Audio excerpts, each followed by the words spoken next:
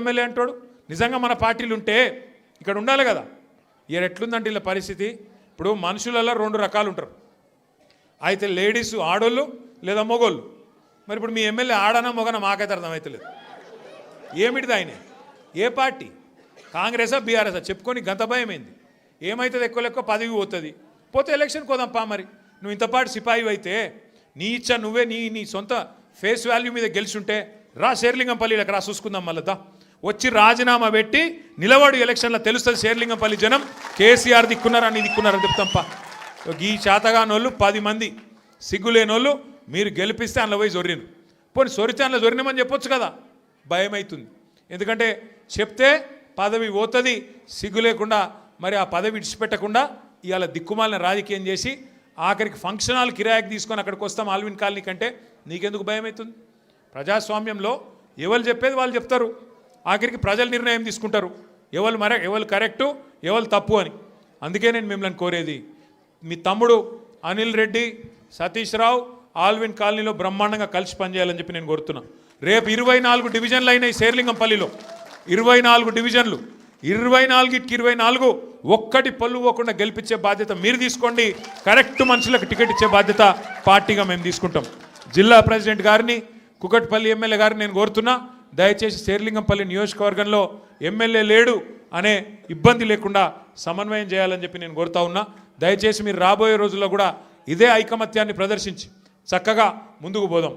ఇప్పుడు అసెంబ్లీ సమావేశాలు వస్తున్నాయి 4 రోజులల్లో. తప్పకుండా శేర్లింగంపల్లికి సంబంధించిన సమస్యలు ఏమైనా ఉంటే మీరు మాకు చెప్పండి. మేము అసెంబ్లీలో కూడా మాట్లాడతాం, శాసన మండలిలో కూడా మాట్లాడతాం. ప్రభుత్వంతో కొట్లాడైనా సరే పని చేయిద్దాం.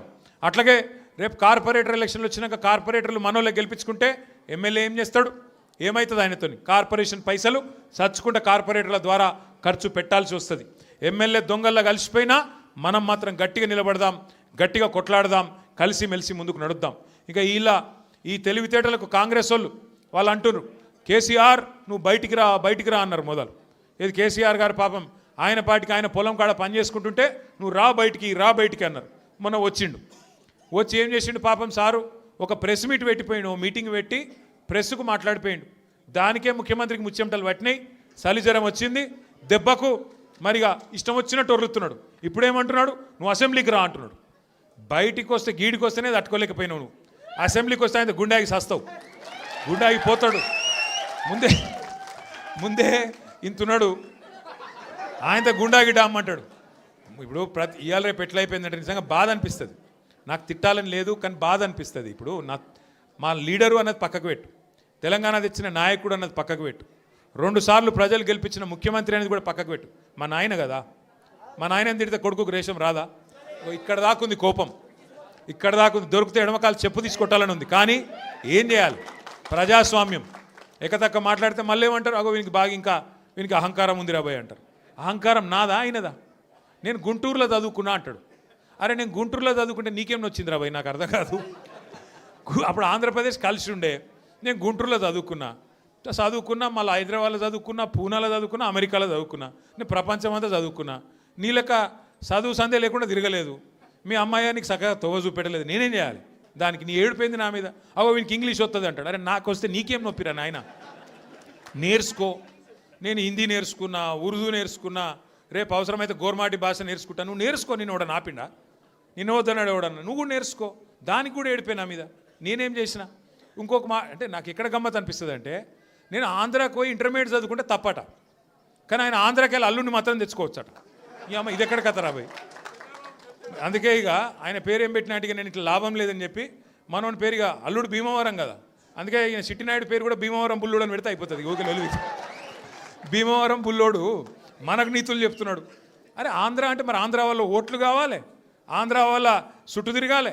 కానీ మళ్ళీ ఆంధ్రాని మాత్రం నేను పోయి చదువుకుంటే నీకు నచ్చినది, నీకేం బాధ అవుతుంది? నాకు అర్థం కాదు. ఇంకొక మాట నాకు అర్థమే కాదు. ఇప్పుడు ఇక్కడ ఉన్నారు మీరు, ఇంతమంది ఉన్నారు, చాలామంది పిల్లలు మన హైదరాబాద్కి వెళ్ళి, మన తెలుగు రాష్ట్రాలకు వెళ్ళి చాలామంది చదువు కోసమో ఉద్యోగం కోసమో వేరే దేశాలకు పోతారు. అమెరికా పోతారు, లండన్ పోతారు, ఆస్ట్రేలియా పోతారు, ఇంకొక ఆడికి పోతారు. ఆ దేశాలలో ఇళ్ళలో నౌకర్లు ఉండరు కదా. ఆ దేశాలలో ఏం చేయాలి? మనది మనమే పని చేసుకోవాలి, మన బట్టలు మనమే ఉతుక్కోవాలి, మన వంట మనమే వాడుకోవాలి, మన టాయిలెట్ మనమే క్లీన్ చేసుకోవాలి.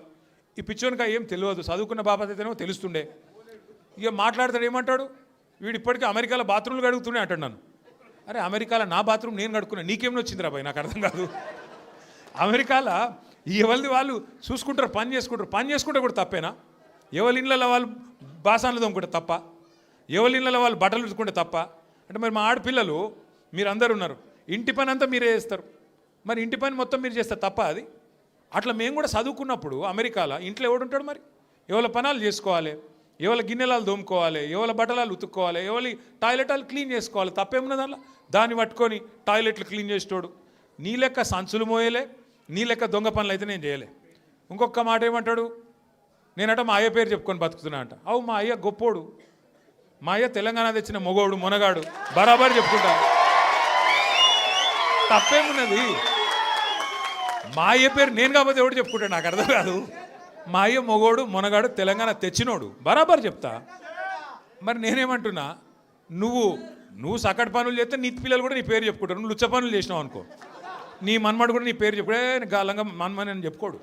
మంచి పనులు చేయి, నీ పేరు కూడా చెప్పుకుంటారు. నీలాగా దొంగలకు సద్దులు కట్టుడు, బ్యాగులు మోసుడు, వాళ్ళ సంకల్ నాకుడు, ఢిల్లీకి పేమెంట్ కోటాలో పైసలు చంచుడు, గవి మాతో కావు. కొట్లాడతాం, మొగాళ్ళలాగా కొట్లాడతాం, మునగాళ్ళలాగానే బతుకుతాం, తెలంగాణ పౌరుషంతో బతుకుతాం. నీలాగా బతుకం, ఢిల్లీకి గులాములక్క మాత్రం బతుకం. ఢిల్లీకి సంచులు మోసుకుంటా, ఢిల్లీలో పోయి బీజేపీలతో రాసుకొని పోసుకొని తిరుక్కుంటా, జడ్జీల కాళ్ళు పట్టుకుంటా, అయ్యో నన్ను కేసుల లోపల నుక్కకుర్రి అని చెప్పి డైవులు కొట్టుకుంటా, బతుకు అవసరం లేదు. బతికిన నాళ్ళు దర్జాగా బతుకుతాం, చచ్చినప్పుడు కూడా రాయలుగా చచ్చిపోతాం. అంతేగాని ఇట్లా చిల్లర పనులు చేయం. మీకు దయచేసి నేను ఒకటే కోరుతున్నా, ఆయన మళ్ళా అంటుండు కేసీఆర్ నట ముఖ్యమంత్రి కానియాడంట.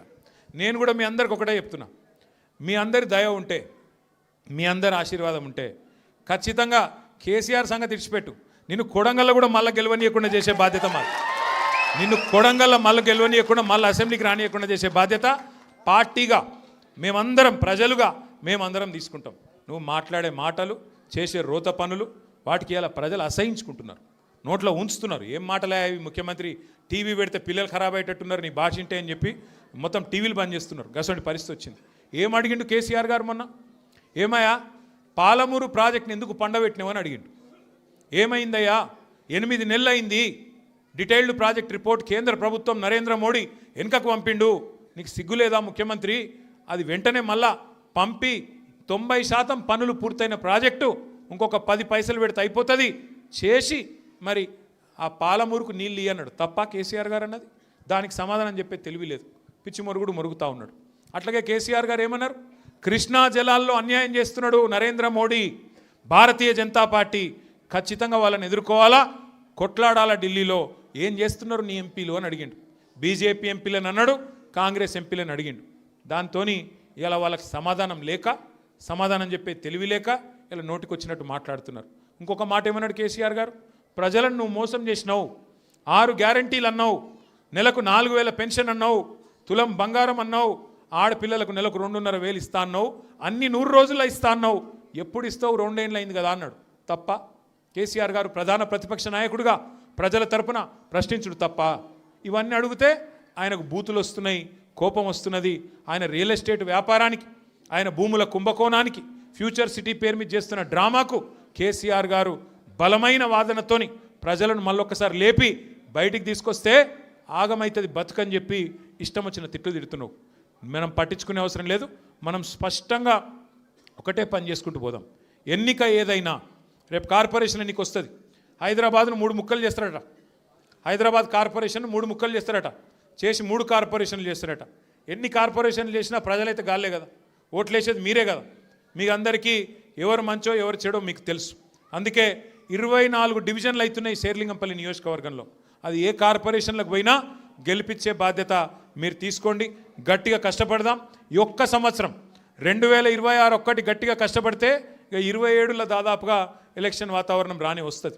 3 ఏళ్ళు పూర్తయిపోయినాయంటే ఎలక్షన్ వాతావరణం, అసెంబ్లీ ఎలక్షన్ వస్తుంది.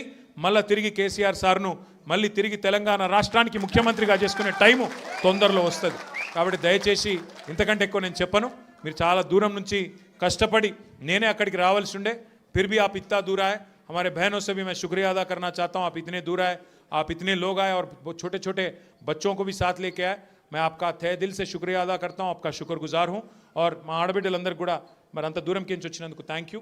మళ్ళొక్కసారి మీకు నేను చేసే విజ్ఞప్తి, ఎన్నిక ఏదైనా గుర్తు కారు సారు ఈ రెండు మళ్ళొక పూట ఎప్పుడో ఒక రోజు మళ్ళీ రమ్మంటుండే ఆల్విన్ కాలనీకి. ఈసారి చెప్పి పర్మిషన్ తీసుకొని కాదు, ఉత్తగానే వస్తా. అప్పుడు అందరం కలుసుకుందాం. జై తెలంగాణ.